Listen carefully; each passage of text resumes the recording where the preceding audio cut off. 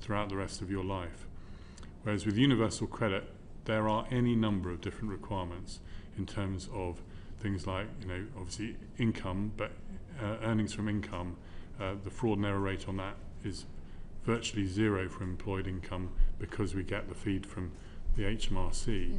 But on something like living together, where you don't have that data and people's lives change, on things like capital, people's lives change, on things like number of children, the age of children, childcare costs. There's a whole range of different elements that you need to have more information to be able to assess. And people's lives change regularly. Now, we compare the performance of universal credit with the performance of the legacy benefits that it was based on, because working age benefits, by their very nature, for that reason, there's more risk.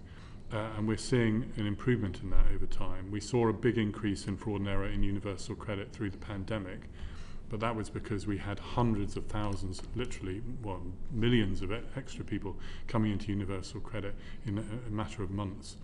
And we had to suspend some of the kind of face-to-face type checks that we normally do, because we thought the priority was to get money to people who were entitled to it, to get money out the door, which I think we did successfully.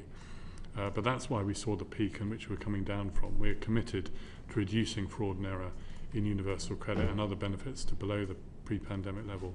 And indeed, in the annual report and accounts, another advert for the document, you'll see our forecast set out for how we would bring down fraud and error, both for universal credit and for the wider benefit system over the course of the next few years. Thank you. And that concludes our session this morning. Thank you so much, Secretary of State, Permanent Secretary. Pleasure. Order.